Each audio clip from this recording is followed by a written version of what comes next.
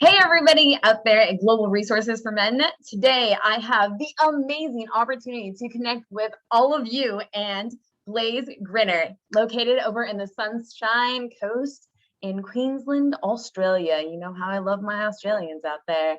So we have the honor of having yet another one here on today. Blase is a men's coach over in Australia, taking men on the lifetime beautiful journey of going from their head to their heart. So, and today he's going to share some of his own personal journey with us in regards to fatherhood, being a coach, and so much more about his own personal, just power-packed journey that he's been on. Blase, thank you so much for being here with us today. Hey, thank you very much for having me. Hey, crew, what is happening? What's good?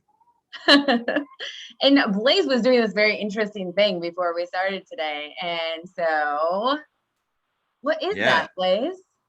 This is called Palacento, and yeah, we're talking before we came on, and with the line of work that I'm in, I was mentioning to you that there's always some like sticky energy around, and energy has been something quite new to me.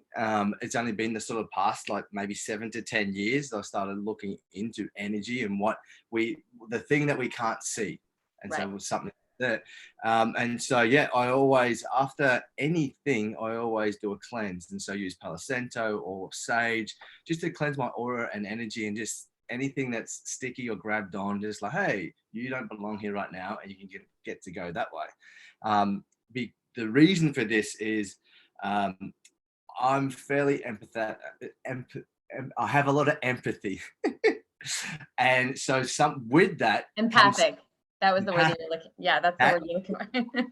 And with that, I sometimes have curiosity, and then that curiosity can be an invitation for that stickiness to come and attach.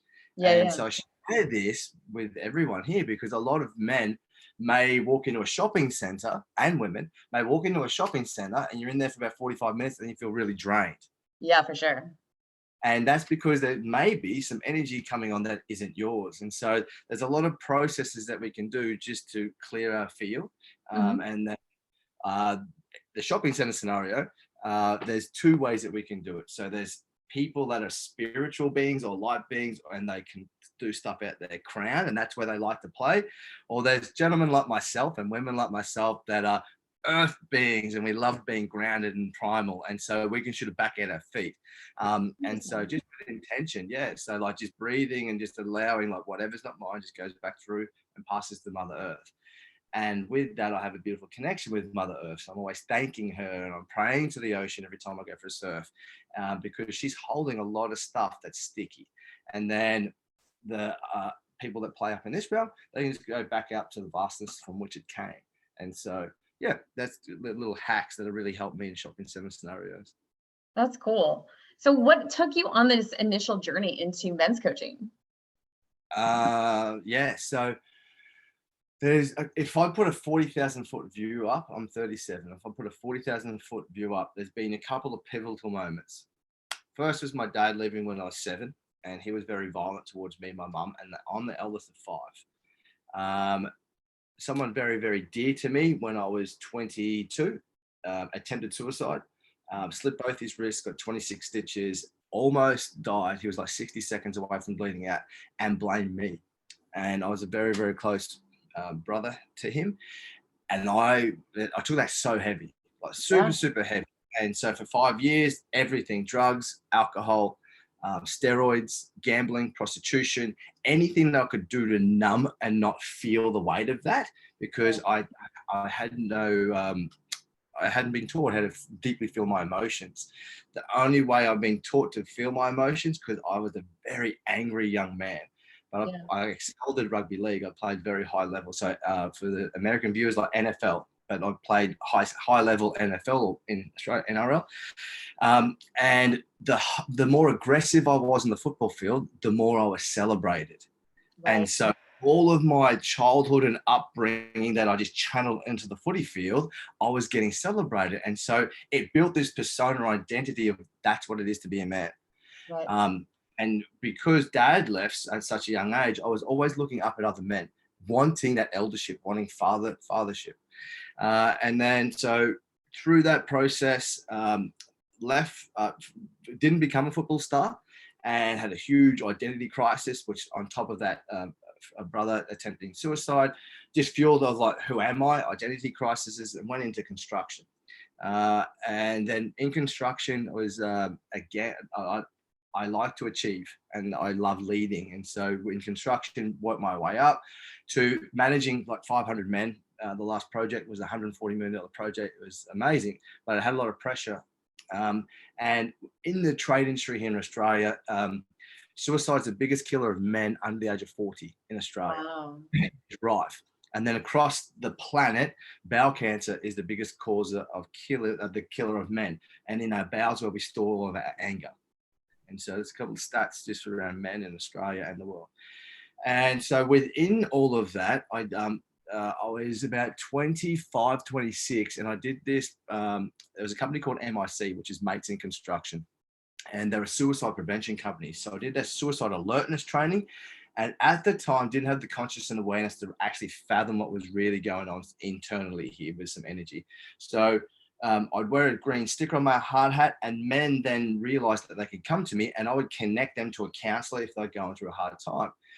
Why I went really well in my construction is because I actually gave a fuck about my men and my teams. So I knew their wives' names, I knew their children's names, I knew their hobbies, their interests. So men felt very safe to confide in me their problems and challenges. So I was coaching long before I had the life coach hat on.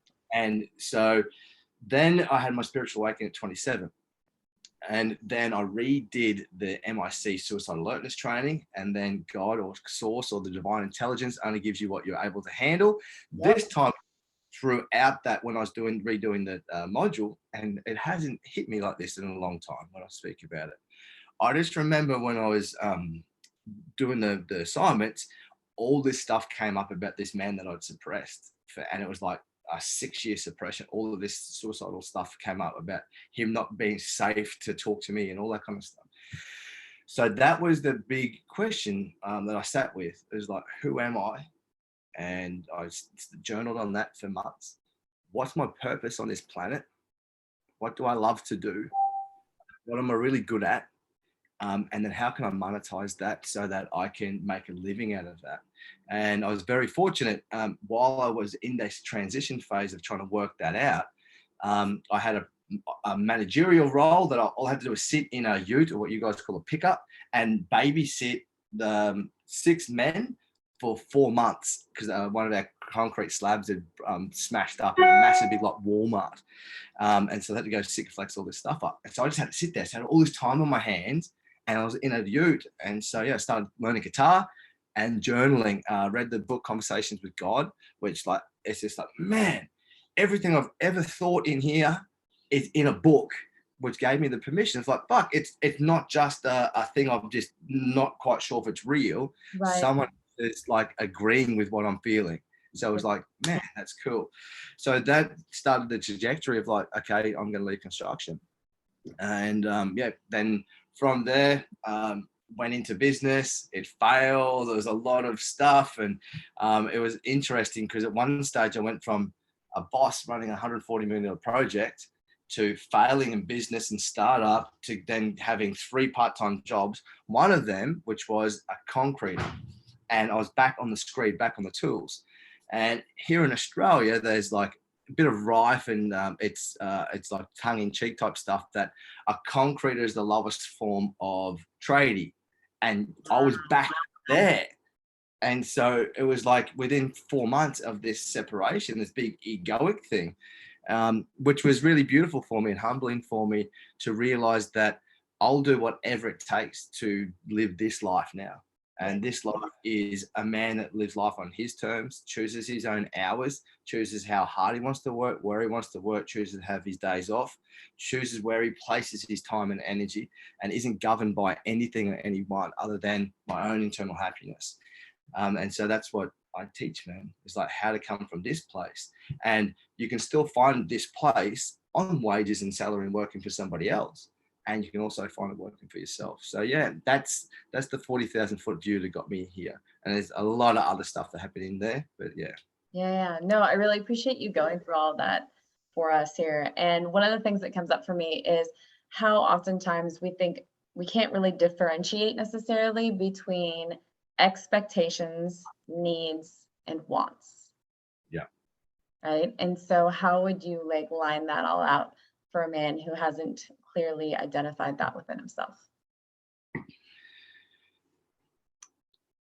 Expectations lead to our suffering. That's the key that I've ever learned. And anytime I expect someone to do something or say something, I've lost the game, because I'm placing the container around them and I'm expecting something. And if that doesn't happen, I cause my own suffering. And expectations come from a place of like this, it's wanting something in return for doing something. And so when we expect something to happen and it doesn't, we can really go down pits of depression, which hand in the air. I had so many expectations and so many things. I expected that I was going to be a football star. I expected I was going to do really well when I left construction, and that business failed. And so now with that, I have gained a trust, and that if we looked at men really crave and want purpose in their life, and they want meaning to their life and their existence, and women do too. But with men, and a lot of men, they're just craving this purpose. Yet, if we know we want to be heading west, and like our purpose is that way, if we have an expectation of how that has to look, we're never going to see anything else. And so we're trying to control the situation. But then if we're on purpose, we need to have a trust within the divine intelligence that's working through us, because sometimes it's not the straight path. The best analogy for this is like, if we want to set sail and sail from here to Hawaii, it's that way, but there's going to be the tides, there's going to be the winds, there's going to be the weather, there's going to be the seas that we have to navigate. But so long as we're heading that way, we may be miles off track. We're still on purpose. We still have direction. And so that can bring about a lot of internal happiness and freedom within ourselves. Then if we look at wants and needs, so we do have basic needs that we need for survival. And when we're able to have deep gratitude for what we do have, and the small little things, a roof over our head, clothes on our back, the internet, the phone, running water, hot water, cold water, it's filtered water, they're needs and necessities that we have that a lot of people on this planet don't have. And when we're grateful for those necessities that we have, there's no need for anything else, because that need for anything else is going to be a hollow game, because that external stuff of like, oh, I need this because that's going to mean I'm more successful as a man. I need this to do that. It's our power is for external of us rather than internal for us. But bringing it back to gratitude, when we're really grateful for our necessities, all our needs are met in this moment. And when we live in that place, all our needs met right now, then we can magnetize our life and then exponentially go bigger and attract a huge life. But we know that it's not that makes our happiness. That's an inner game. And it's the man that we become along that journey that is attracting that. And we fall in love with becoming the man, not falling in love with the external stuff. And then with wants, it's okay to want things. If we know this little hack, because it's not the thing that we desire, it is the feeling that that thing gives us that we desire as a human. Meaning we may want a Ferrari, but it's not the Ferrari that you want. What you really want is the feeling that the Ferrari gives you. It may be the center of attention, the feeling of adrenaline going fast, success, accomplishment. That's what you deeply want. And so it's okay to have wants, but if you know that little hack, it makes the game of life a lot more simpler and a lot more fulfilling. Because if you only wanted the Ferrari, you get the Ferrari, but you don't know the game about the feelings, it's always going to be a hollow game. You can build $1 million house, have the house, it's like, oh, I still feel hollow. And so it'd be facing this thing that doesn't exist, or the goalposts keep moving and becoming bigger and bigger and bigger. If we turn the goalposts this way, that's my take on expectations, needs, and wants. No, I appreciate all of that in ways that came together. There's an echoey thing happening. I think it stopped. So there was an interesting point that you said in regards to having your needs met and then being able to manifest more. And one of the needs is the need for safety, Yeah. physically, emotionally, spiritually, if you're in a spiritual realm, and how there can actually be physiological effects that occur if you don't feel safe. Safe to articulate your needs, your wants, your desires, your experiences, etc. And so oftentimes I found in society that men struggle with feeling like articulating the feeling of safety or feeling like they need to feel safe in XYZ manner. So can you talk a little bit about that? Yeah. Even for myself personally, I was on there's a beautiful man by the name of Jedi Azuma. I was in one of his programs called Dads on Purpose. And one of the men, we're in a sharing process, and he just like raised his hand and he's like, "Hey man, I'd just like to declare right now, I don't feel safe where I am. And so I'm going to need to move." I was just like, whoa, like for me, and like, I haven't declared that so many times, and I'll sit there with mass anxiety and just like, without even just using my voice, like, "Hey man, I don't feel safe right now," or "I don't feel safe in this scenario." And so just that, I just wanted to presence that of like, by declaring you're not feeling safe is one of the most fucking bravest things a man could ever do. When that man shared that, I noticed how much, and I think that I'm a very brave and courageous man, how many times I haven't said that or used that. And yeah, there's like a lot of ways we could look at why men don't feel safe. The umbrella of that is I believe that men have lost trust in men. Men have lost trust in men and with each other. And so we're regaining that trust. So the way that I look at men's work is to go inwards is the hardest and most challenging thing that I've ever had to do in my life. And every individual would be the hardest thing that they ever have to do, is to admit to themselves that they're flawed or they have challenges or this isn't good or I don't feel safe. All of those things, the most challenging thing. And so we as a human aren't looking inwards, but the way that we can build trust and safety to go inwards is first through community. Right. Because when we have a sense of belonging, it comes with a sense of trust. And so what I've found is that when men come to men's circles for the first time, there's a lot of apprehension that's been up here, all these stories and beliefs that the hologram and the brain has created all over their lifetime of existence, of all the times they got put down or judged or ridiculed or rejected from X, Y, and Z. So they come with all that baggage and they come into this space. But then when they're met in a non-judgmental space, there's like an exhale. They come in with a, but they leave like, "Oh my God." And the biggest thing is like, fuck, it's not just me. That dude's feeling it. That dude's worse off than me. Man, he like, and it's just like, oh my God, I thought I was way down the rabbit hole, but I'm not. Everyone's going through shit. Everyone. And so that forms a beautiful trust and safety. And then when that safety happens in a men's circle or men's space, the deeper that trust builds for the camaraderie and the brotherhood. And then when that happens, then what I've found 100% of the time, men then can have the trust with themselves to go inwards. And then that safety to like look in and start really owning what's going on here. Because my belief is that's the definition of what it means to be a man. When we take ownership and responsibility of our thoughts, emotions, speeches, and actions, and we live from a place of doing it for the sake of others, not for ourselves. So being of service to our family, our community, our friends, whatever, but we're doing something far greater than ourselves. Something that I only felt for the first time when I was about 32, 33. I actually felt like I was a man standing on my own 2 feet.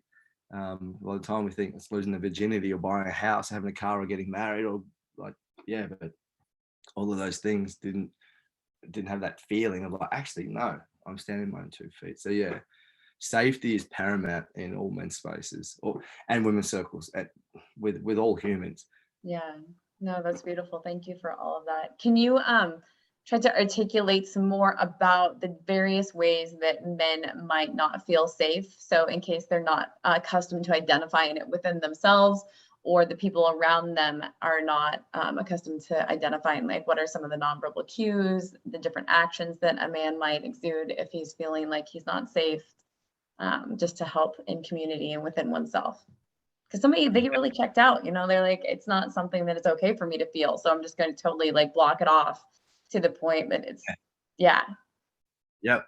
A hand gesture thing that we can do when we don't feel safe or we're having trouble articulating our truth, we can do this. We can cover our mouth when we speak. So that's been a beautiful cue for me as a facilitator. When I see a man like that, I know that he's really challenging to speak his truth.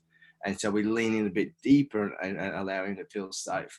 That avoidance and like making ourselves busy. And so this one's like really like prevalent for men.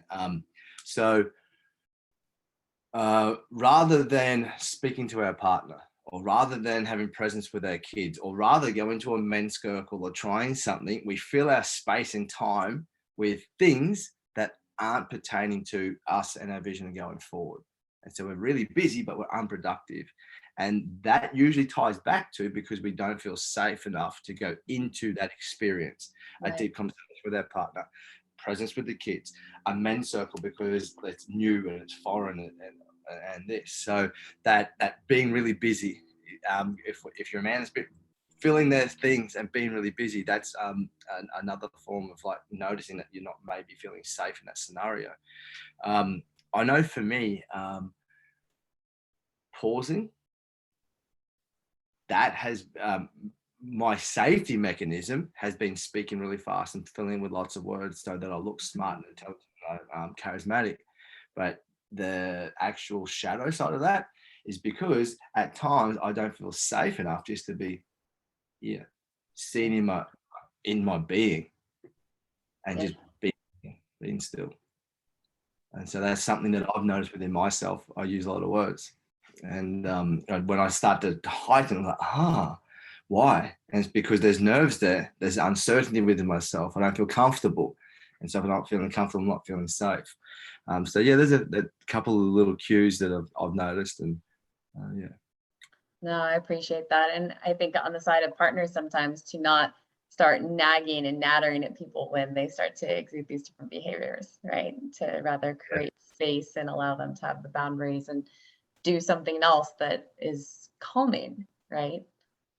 Yes, 100%. Meets your partner's needs in a calming, soothing way without actually addressing it directly. That is the biggest game in relationships. And especially for men, because we're logical beings and we're very direct and blunt and masculine. Bang! And so we want to fix things. We love fixing, we love building. And so for us as men, when we hear our partner say she's going through a challenge, the very first thing that we feel as men is like, oh, I've got to fix it. Putting another layer to that, and Jetty was the man that actually gifted me this piece of wisdom, is when my partner would, if she was in a moment of sadness, distress, or despair, I'd want to fix it. But there was a part in me that wanted to fix it and put a time frame on it. So Jetty said to me, "Is like, hey man, why are you putting a time frame on this? Why can't you hold that for a week?" And I was like, "Oh man, I'm just trying to get it over and done with because it doesn't feel good." Right, because it's uncomfortable. And so it was like this societal thing that, okay, if my partner was upset, it meant that I was a bad partner. She didn't love me and that I was wrong. I was making all of her stuff about me. Yet it was nothing to do with me. It was just her. And 98% of men are like that. We make it about ourselves when our partner is expressing her feelings and emotions. And so, for men, the way that we describe it, and I love analogies, is like how willing and long can we stand in the fire? How long can we stand in that fire? Because we feel the heat, emotional heat or whatever it is, but we can feel it. But how long can we stay in there? Like this, like it really calls that warrior within us to like, hey man, the loving warrior, to like, hey, let's just hold that for her and hold that space. And it's been a beautiful mantra when I can feel that emotion come up. But I was like, hey man, stay in the heat, stay in the fire, stay there. And the moments when I can do that, because this is my biggest game at the moment, but the moments when I do that and my partner moves through it, ever she needs to move through, that's been the most rewarding ever, because when she comes with everything, like no conditions, and it's so soft, and that's what we crave as men. We want that love, that unconditional love from the feminine. And so we're standing in the heat and the fire, and then when feminine goes through that, man, it's fucking so rewarding, so beautiful. Yeah. That's a beautiful share. Thank you for that. It's lots of great imagery. I love your analogies that you're bringing forth today. Money, they're just money. The analogies is what I believe is lost in the world right now is eldership. I agree. And eldership is a very tribal thing, an indigenous thing. And so that's where I look at, when I hear eldership or elders, I always think of ancient or tribal or Eastern. And then in Western society, we've lost eldership. There's this greed and this climbing over people, and we're forgetting looking after our youth and our young ones in these rites of passages. And if you look at elders, they always spoke in stories and riddles. You had to try and figure it out, but they take you on a mental journey. And so you could actually feel it, not just think it, that you'd have a feeling of your own interpretation, perception of what that was. And so I think that art of storytelling has been lost. And Jetty is one of the, like, I'm very privileged that we have a call every 2 weeks. Him and I just catch up. And out of every man on the planet, he diffuses my emotions so amazingly with humor. We were talking about the other day around business, and it's just like, and we're talking about life, and we've both chosen to have big lives. Both chosen to be fathers and have men's movements and be in the business for ourselves and have powerful women that challenge us. His analogy is like, yeah, man, I was just thinking about it. And it was like, we're like little kids, man, and we're on a roller coaster. Like, we chose to be on that roller coaster. This is the life that we chose. And we're like at the top, and we've just gone past the precipice that we can't go back. We're like, oh, fuck, what's going on? And it's crazy and hairs everywhere. And I was literally, when he said that, I could see the whole carnival. I could see my life as this circus and this magic playground. And so, yeah, those analogies are amazing. And so, yeah, Jed he's a master at it. That's fantastic. We'll have to make sure and tag him in the details of everything. So give credit where credit is due. Speaking of rites of passage, so Blase Grinner, your last name is a chosen name and not a given name. So tell us a little bit more about that in your rite of passage of fatherhood. Yeah, so this has been phenomenal. And it was, I mentioned that my dad was very violent.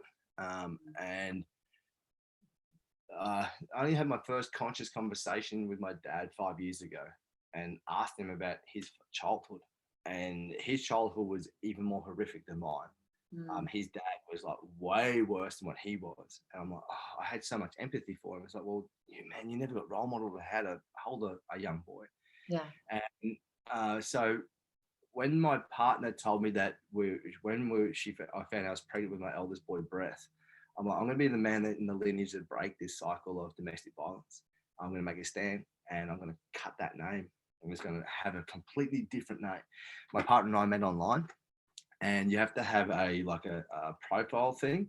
Yeah. And people that are pro or con dating. So we met on Plenty of Fish 6 years ago. We have 3 kids. We're engaged. We're just about to build our dream home. We've been in business together. So it can work. It can work. Minnie was online for 2 minutes. I was online for 5 minutes, literally. And so, like, we were very, very particular about who we wanted to marry and date and start a life with. So there's another aspect to that. But for the men, like, and women, your partner is there if you know what you want and desire. So my queen told me that we're having a child. And the moment I found out it was a boy, it was like 11. We did the harmony test. I'm like, I'm changing my last name. And I'm a very spiritual man, so I'm like, okay, source, give me a sign if I'm supposed to do this. At the time, I didn't have social media, and I was contemplating getting back on Facebook. And I'd still a tradie.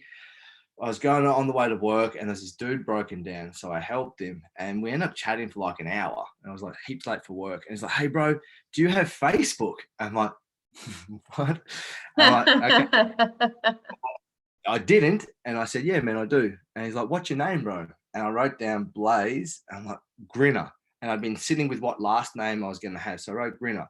The reason for Grinner is on my profile website, you had to have a blurb, a quick sentence of who you were.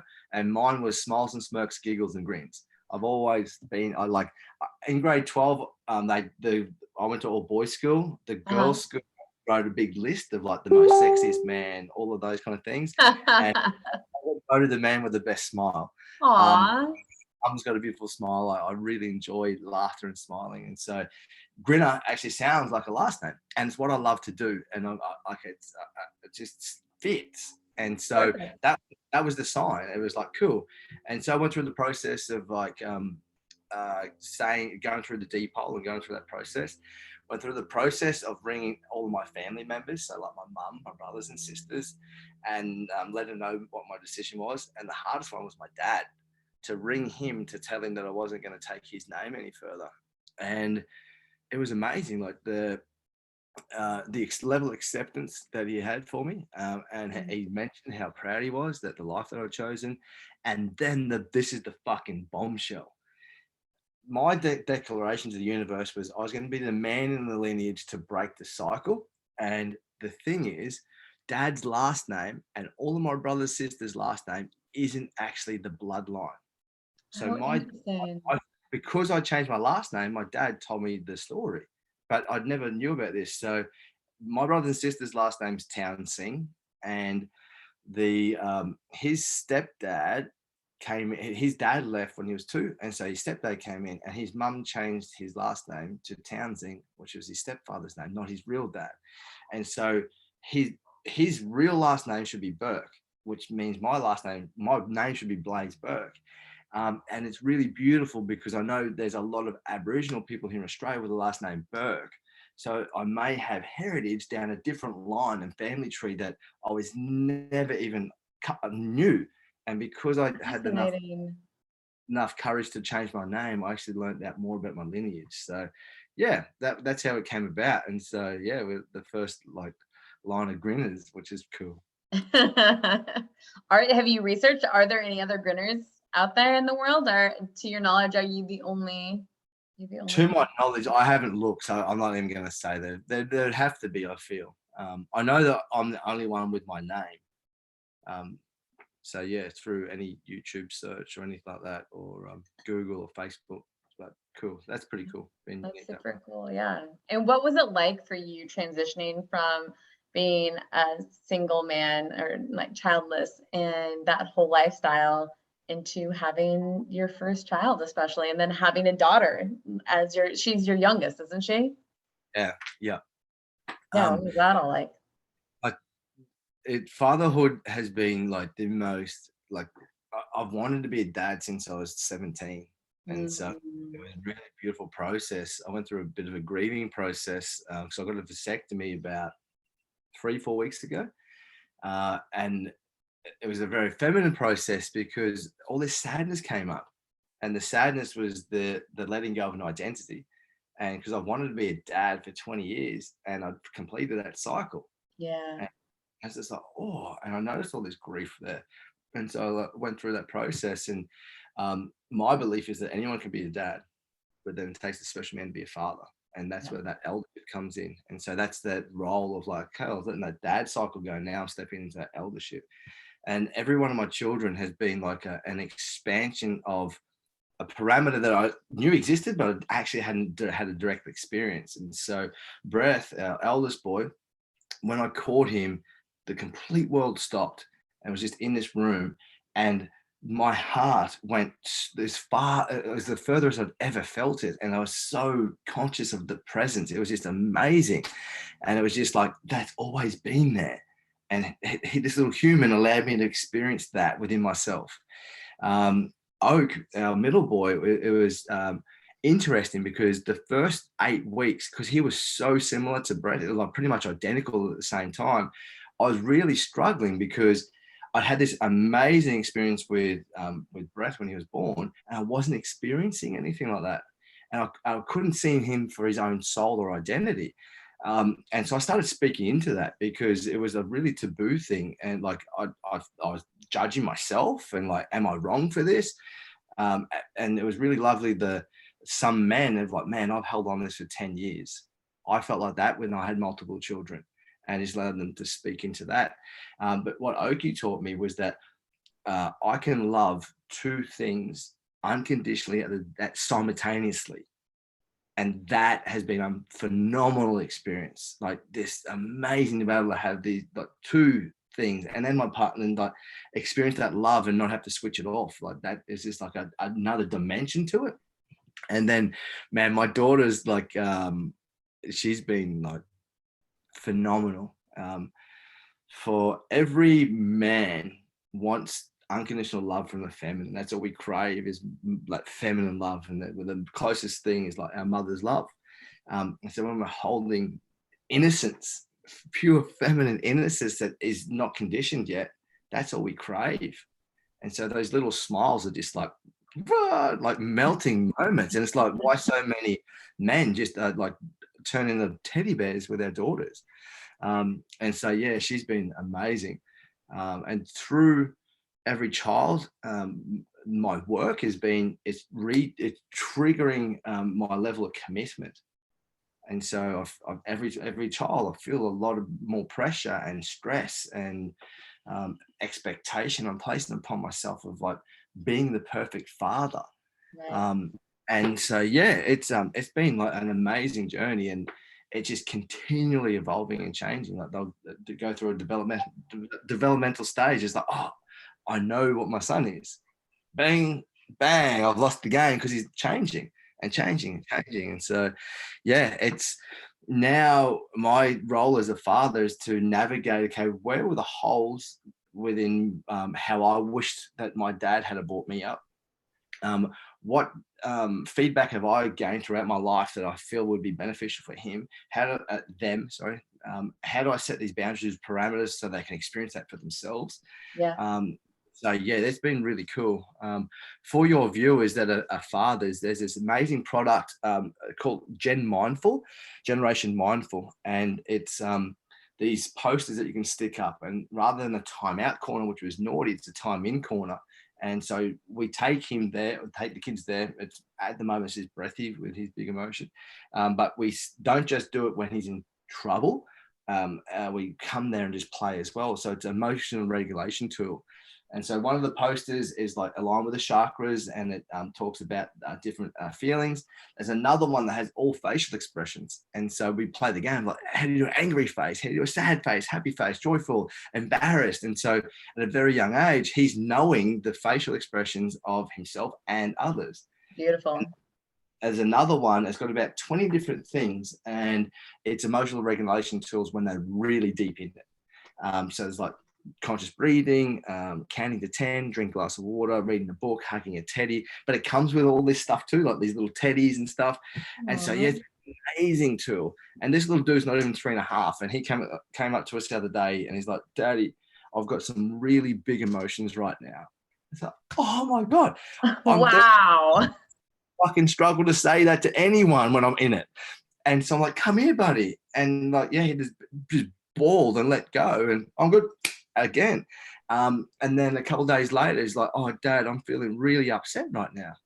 I'm like, oh, man, like, what's up? And he just told me why he's feeling sad. And so for a 3-year-old to know what he's feeling, like, that's amazing. It's amazing. We'll have to put that in the links like later in the comments. You'll have to like put a link to those posters. Yeah.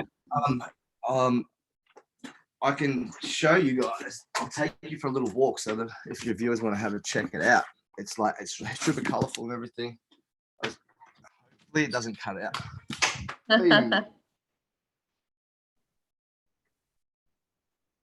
Oh, wow, look at all that. All the colors. So cool. But yeah, I'll set the link up. Thank you. Appreciate it. Yeah, you brought up a really important point that I feel like a lot of people don't talk about, which is for men, the aspect of when they choose to no longer be able to be a father, having a vasectomy, or what it's like for a man to not be fertile. And maybe he wanted to have kids. And what society says about us as men and female, like needing to be able to procreate, like that's our role, right? And how we struggle, like, am I really a man? Am I really a woman if I'm not capable, either because we chose to or because we were born not being able to for whatever reason? Yeah. I saw a beautiful clip Tony Robbins did. It was a process he did with a man, and this man was going through a divorce. But the through line with it was, if we can change the meaning, we can change our feeling. And so, if I've had a vasectomy, men that had a vasectomy, men that can't have children, women that can't have children, what meaning we're placing upon that is Yeah. like people are placing the meaning. It means I'm less of a parent, less of a man, less of a woman. If we change the meaning to that, we change the feeling in an instant. Like I mentioned, anyone can be a dad, anyone can be a mum, but it takes a special person to be a father and a special person to be a mother. And if you look at eldership, look at tribes and indigenous cultures, majority of the people that raised our young weren't the bloodline. They weren't the biological parents. And so if you're craving to nurture and lead children and you're young, that I know so many beautiful relationships that there's been adoption, that people can't have children. Yeah. And the level of the even just with there's some close men, my kids call them uncle and their kids call me uncle. And so we're not blood, but we're raising our young like that there's uncles in their life to come to, because that's in the trouble days will happen. And so, yeah, it's like anything. It's one of those like our primal fears. One of the three primal fears is like that. One of the fear of death, and so we had that innate thing to like procreate, but it doesn't mean that we're less of a human. Yeah. If we look at like if you're struggling with that, and you can't find a different meaning, I'll give you one right now. So, yes, you're a human, and you're also a soul. And so there's 7.7 billion souls on this planet, and your soul's purpose is to live life to its fullest. To live life to its absolute fullest. That's your purpose, to be on this planet while your soul chose to come here into this body. And if your body isn't capable to bear children, that was your soul's purpose. And there's other things that you get to live to its fullest and still have an amazing, purposeful life.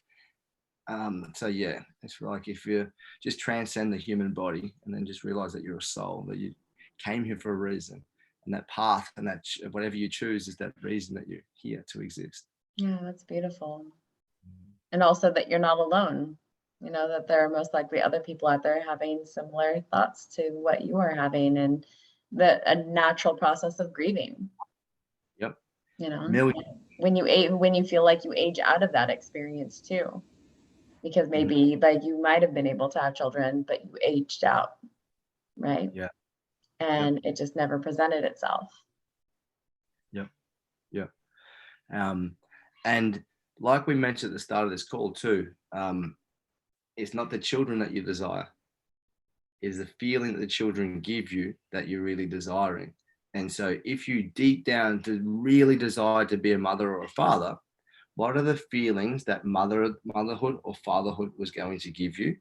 Like literally journal them down, and you'll be able to find other things in life that will give you that exact same feeling fulfillment. It's not the children. We don't own our children. This has been the biggest fucking lesson for me, is that those little souls that like I created in their mind. They're not mine, man. And especially with all the work that I do in men's work, I know that at some stage, all of those kids are going to have to tell me to fuck off and that I'm not God. Like they're going to have to break up with me and stop looking up at me. And like it's literally like and I say that with humor, but so many people are living in their mum and dad's shadows. The mum and dads have their power because they haven't claimed their power. They're still getting treated like a little boy, still getting treated like a little girl. And so, like, I don't know, I say fuck you, but you're doing it in a politely way. But yeah, like I know that, and so it's super challenging. There's a rabbit hole I went down with when I realized that. I can't remember what it was. I think it was if someone else was changing my boy's nappy, and like I was just like, oh, but then I'm like, he's not mine. Why do I feel envy, or why do I feel this control? It's like, well, because I'm trying to control that. So yeah, that was interesting. Yeah, and then the safety aspect. So many parents struggle with giving their children autonomy. Yeah.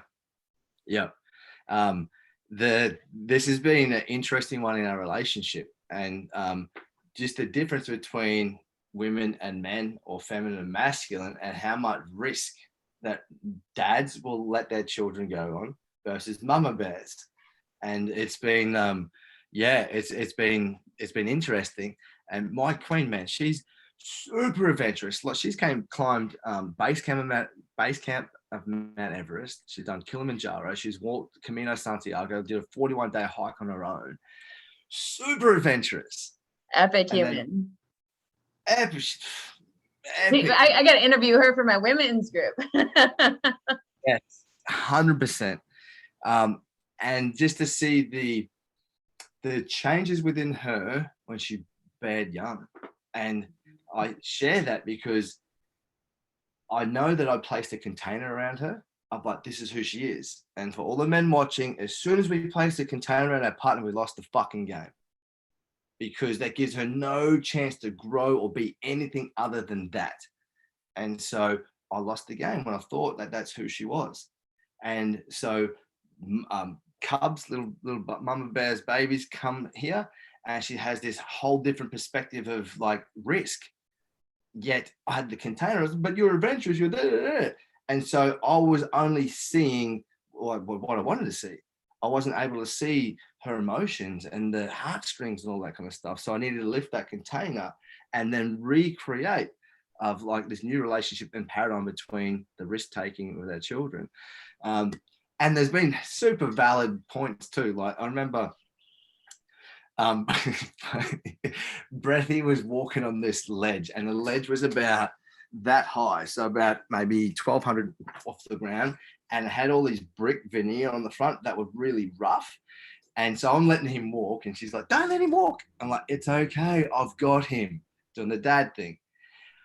There was a surf shop on the window, and so I'm walking in, and I look, literally, it was like not even a second I looked up at a surfboard. Boom, he fell down, and he like went head first, head grazed along the brick wall, and like smashed his head.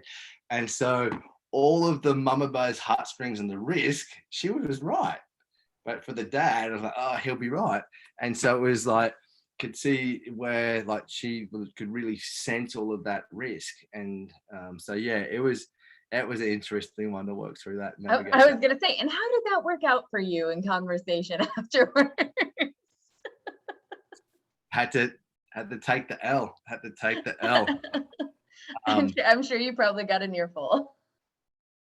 Yeah, it was eventful. And it was with that too. It was, and he didn't die. Yeah. And so that boys scraping their knees type thing, they need to scrape their knees. That boys need to, and this is that coming back to rites of passage, children need to build resilience. They need to graze their knees and stand back up.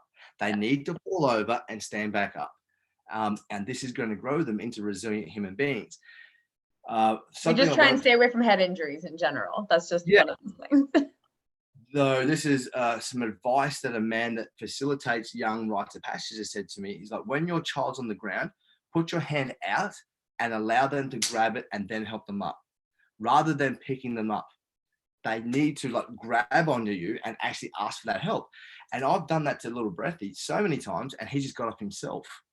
I was like, oh man, if I just picking him up, I'm robbing him of the opportunity to build resilience. Yeah. And so, yeah, like it also helped Melinda to like, oh, he's way stronger than I ever believed as well. And so, yeah, there's like different levels and layers to all of that. So, yeah, but it was fuck, man. I felt super bad. Super bad. Yeah. Yeah. I mean, that's just a natural aspect. We all make mistakes as humans, no matter like where we are in our developmental path of age or profession or cultural aspect. It's just life. Yeah. What we do with the things that we learn from those mistakes that makes a difference and speaks to our character. Yeah. One of the biggest pressures I placed upon myself isn't in my relationship or business. It's about fatherhood and being the best dad I can be or the best father I can be. Jetty's coming through heaps on today. So Jetty got a piece of advice before he became a father, and he shared this with me as well. And I want to share it with all the men that are watching that are fathers. And the piece of advice that he got, I want to offer as well, is you're never going to be the world's first perfect father. And it's just like, oh man, thank fuck for that. I can let go of all. I don't have to make it. And it was like literally, it brings so much humor to it because. But the thing is, we as fathers want to be the perfect dad. Sure. We want that, and mama bears want to be the perfect mum. But then we're not ever going to be, ever. No, and it's impossible. It's like it's a beautiful relief. And it brings us to like that conversation of living a life on purpose, which is a big part of like what you do. Yeah, it is. The first piece I feel with purpose is and manhood, especially when pertaining to men, is that if we know our values, we have an alignment to, and we live by that. This is our code. This is what we fight for. And men, if you don't know your values and you're watching this right now, learn and find out exactly what they are. Then we have our vision. Where do we want to be going as a man? Where do we want to take our family and ourselves? And what do we want to achieve? What legacy do we want to live and leave? And when we have those two locked and loaded, we're on purpose. We're living with purpose. We're living with purpose, because no matter what happens on that path, when we're sailing to Hawaii or walking in the direction as west, whatever happens, it is going to be a stepping stone towards where we need to go. And that is on purpose. Yeah. And if you want to amplify that, your soul's purpose is to play full out. So fucking fail 1,000 times on that direction. Play life to its fullest expression, and you're on purpose. And so a lot of people are, oh yeah, it sounds good, Blase, but I can't because I'm fucking scared. I can't. I don't know how to do that. And then that's where we come and do the inner work, and then become boundless men living life on our own terms, not being restricted by, I've got to be this for my mum, I've got to be this for my dad, my partner wants me to be this man, society says to me, I've got to be this father. That's when we start looking inwards, and that's how we unlock purpose. So it seems like a nice blueprint, but then when the man's like, but I can't do that, it's like, cool, man, you can work on this to take those steps. That is part of being on purpose. Yeah. One thing I'll always do is invest in myself. I'll be working on myself. I'm currently seeing a psychologist. That in itself, a lot of men don't put their hand up and say that out loud. They think he needs help. What's wrong with him? Like, fuck, man, I'm having, and literally there's nothing wrong with me. We're all perfect, whole, complete, but we're just always evolving. Right. And in this moment with the third child, I noticed that frustration was spilling out of my mouth. I'm like, man, I don't want to be this man. And it amplified. It didn't really affect me when it was just the boys. Now there's a woman or a feminine energy. And then my belief is I need to be the man that she needs to marry. And it's like, oh, fuck, I don't want this coming out anymore. And so, yeah, I've gone life coaching aspects. I'm like, actually, I'm going to go clinical this time. And so, yeah, once in this psychology, he's amazing. I referred like 20 people to him. And so he does remote stuff as well. And he's 10 years in men's work and like holding amazing big spaces. And then he's went and got his MBA. Now he's doing clinical psychology. So he gets me and like everything. And yeah, it was amazing. At the end of the first session, he's like, bro, we're hugging this shit out. I'm like, yes. And so I had a big this bromance, but Then the next set is like, as I left, is like, next session, you don't have to come into the coach anymore. Just come and be hell, bro. And so that in itself has been a huge thing for me. And a majority of the men that I coach, a lot of men that come to me are leaders, and leaders in their own right within business or their family or men's circles, but they're not being held because they're holding everybody else. And this is something that why I'm burning out so much, is I was holding all this space but forgetting about me. And so having people in my corner, your corner, everyone's corner, that's why we're here. This is that why people say being of service and helping each other. It's like, I need support to be able to show up amazing for my partner and my kids and my business and all the people that I impact. I need to like clear all this out again and again and again. Absolutely. And how do you help some of those men if they have any like ego attached to that? How do you help them step out of that role to be able to be held, to be able to surrender to the process? That's a very broad, because it depends on like what aspect of the ego is showing up. But I've got a process for men of like, what's the ego? And so the very first book I ever read, and so for the men that are in that conversation of like, what's this ego thing, read the book Power of Now. That was the very first book I ever read, and it was the very first time I ever learned about this present moment. The first book I ever read on my journey too. Yeah. And to figure out that there's only this now moment that happens every moment again and again and again. That was, what the fuck is going on? And I started questioning everything. And so then going on the spiritual journey and learning that I am not my thoughts. You are not your thoughts. So whoever's listeners, your thoughts aren't who you are. You are the energy or the thing or what people call the witness. You are witnessing the thoughts happen. And so when we become the witness, that is when we're fully present. And so when we're talking about the ego here, the ego tries to keep us safe, tries to keep us playing small. The ego doesn't want us to feel the pain anymore. And so an example of this may be you've had women cheat on you in your past. There's someone that you find very super attractive. She's like 10 out of 10, has everything that you desire, but the ego comes up and the mind chatter starts. She's just going to cheat on you. She's going to reject you. You're not good enough because you've already been cheated on. That's the ego.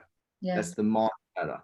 And so do you want to, so some men may not be able to differentiate between that voice and that chatter versus that witness or that soul or the higher self or that inner guidance. And so do you want to go through it's really quick? We're going to do a process now to like find out that. Yeah. Cool. It's called the Primordial Breath. And so what we're going to do is we're going to breathe in. We're going to dump every ounce of oxygen and carbon dioxide out. Well, carbon dioxide when it comes out, but everything out of our lungs, like just expel it all. Then we're going to hold our breath and we're going to do this 3 times and we'll just see what happens the first time. Yeah. Okay. So don't think about it. Just do it. Ready? Breathe in. Okay. Out everything. Keep going. Hold your breath.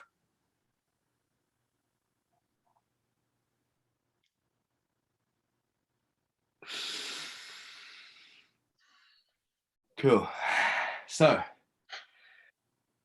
why did you breathe? So I didn't die. Cool. Awesome. So you didn't die. What part of you was saying that you were going to die?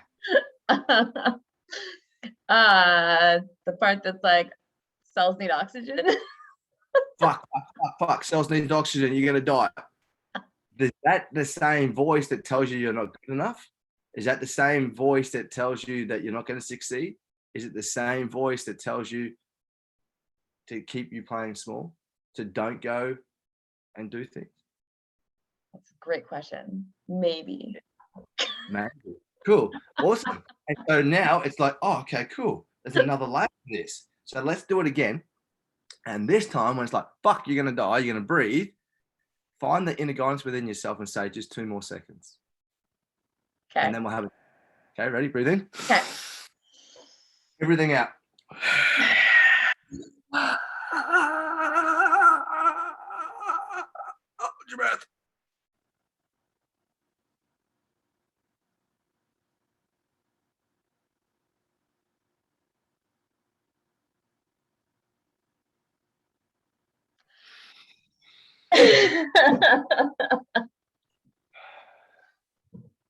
What happened this time? Expansion. Mm-hmm. Was there still one voice or was there two voices? I felt like it was closer to one voice. Mm-hmm. So the voice that was saying, fuck, fuck, fuck, I've got to breathe, was the same tone and everything as the voice that said, hey, just 2 more seconds? It was just like push. Yep. Oh, so you said push. So that voice came up and said push. Yeah. A little bit further. Yeah. Was that voice that said a little bit further, was it the same one that was saying breathe? I feel like it had a higher tone. Yeah. So it was different. Yeah. Cool. So maybe there's two things going on. Possibility. Maybe. So maybe there might be two things that are you. Maybe there's a part of you that says, I got to fucking breathe or I'm going to die, which may be the ego. And there may be another part of you that says, just keep going. You fucking got this. That may be your higher self. It may be God. It may be your soul. They're both you. And that's a little direct experience of mind chatter, ego versus soul. So yeah. Cool. It is cool. It is cool. Okay. Do you have any other exercises that you can share with the men? Yes. Yeah. So I mentioned before around warrior, I had to have that warrior lover energy and standing in the fire with that partner. And so when we men work, we go like balls to the wall, warrior mode, and we're like in it. We like grit, determination, tenacity, and we a lot of the time do everything for everyone else. So we get up, we make breakfast and everything for our family. We go to work, we grind it out. We come home, we look after, help out our partner, put everyone to bed, and then we may have space for our partner. And like, when was the time that we're going to do something for ourselves? And what I've learned is that if I'm not doing anything for myself, I build up resentment for my partner, for my kids, for my life, for everything. And so this process it's super simple, super simple. If you break the day into 15-minute intervals, there's 96 pockets of time. So I'm only asking every man to just take one pocket of time for yourself, 15 minutes. So after your day at work, before you go home, take 15 minutes for yourself. Take off the armor. And so take off your uniform, take off the clothes that you're wearing, literally take them off and put something comfortable on that you love to be in. For me, board shorts. Take your shoes off and be barefoot and go do something with Mother Earth. Something for yourself. So sit in nature, put your feet in water, walk on the grass, like put your hands in the dirt, sit on top of a mountain, watch the sunrise, watch the sunset, whatever it is, but do something for yourself, but just like sitting there doing nothing. So you're being, you're not doing. Because the warrior is do. And when we do, we want acknowledgement for the doing. Yet we are enough when we just be. And so take that 15 minutes, armors off, sit there for 15 minutes and just be. It's like, oh man, you don't have to be working. You don't have to be with the kids. You don't have to be with the missus. You don't have to be cooking dinner. You're doing nothing. You're just being. And then see how, when you go home after that, how you are received, how you receive your family, how much shifts and changes in your life just for taking 15 minutes in the afternoon or the night just for yourself. And then this is the feedback that I get from this. But bro, there's so much guilt. My partner needs my help. Yes, she does. And bro, if there's 15-minute traffic, you're 15 minutes late. Take it to another level. Tell your partner this is what you're going to do. Claim, hey, I'm taking 15 minutes out for myself because I know I'm going to be a better man for you and the kids when I get home. That's right. for me, it was super challenging because I just wanted to be with my kids. I just wanted to be there. And I felt guilty for not being there because if I was at work, I was doing something. Yeah. And that me was being selfish. Like, how can I just do something that's nothing and not do that? That's the way society had driven me, how leadership in construction and football had driven me and ingrained in me. So my hands in the air, it was super challenging at the start. And my partner now knows, and because I work from home, and this house now, our house that we're building, the office is detached from the house. So I actually have space so I can actually sit on the grass. Whereas here I'm inside, family's there. And so it's super funny. I was talking to one of my clients about this and he's like, bro, I walked in the other day and I didn't do the warrior lover energy thing. And I walked in the door and within 10 seconds, I'm peeling a pumpkin. And and we're just laughing. It's like, how does this happen? And we're having a laugh about that. And I'm like, man, I'm going to be super vigilant at ground. And I literally walked out here. I walked out to me getting a baby handed to me. And I just had a massive laugh and like this humor of like, man, I'm just peeling a pumpkin right now. And so I sent him a selfie, had the humor of like, hey, bro, me too. And now, like, I could stay in that. It was my responsibility to go ground. And so I actually went outside. I had the child with me because she needed my support, but I was actually able to do something for myself and just said to my partner, hey, just give me 10. Well, she did. Minnie also, if I don't ground and I don't get in, and so what we're doing, men, is going from a warrior energy to lover energy. That's why Mother Earth, she's nurturing, and we want to just have that loving energy because nothing's a drama. We all know that's where we want to come from. And so Minnie knows, she's like, hey, have you grounded? Have you done lover energy? Are you still in your warrior? She all these little things, like she knows when I haven't done this process. And so, yeah, this has been super amazing for me, for all my clients. And I don't want to say this is the only way. And so my request is try this on for 7 days straight before you say this doesn't work. Like, give it a go for 7 days. And then tell me it doesn't work because I'm amazing. We can look at the other things. I love getting proven wrong. It has worked for me. It worked for a lot of people, but try it for 7 days. Don't just try for 1 day or 2 days. Like, give it a week and then make a decision if this is for your life. So, yeah. Yeah, no, that's all fantastic. And there is so much more. We're just scraping the surface of what Blase can like teach you and his story and everything else. Blase, where can people find you? Do you have any like programs going on right now, like offerings, workshops, etc.? Where can people find you? So you can find me on my website, which is blazegrinner.com. I have a program. Next program coming up is launching 15th of September. And so it's called the MINDFIT Gym, which is teaching men how to go from here to here, unlocking the purpose and getting vision and values and all that kind of stuff that we spoke about today. But it's a group setting. And so I have coaches and facilitators that hold it and we go through as a brotherhood.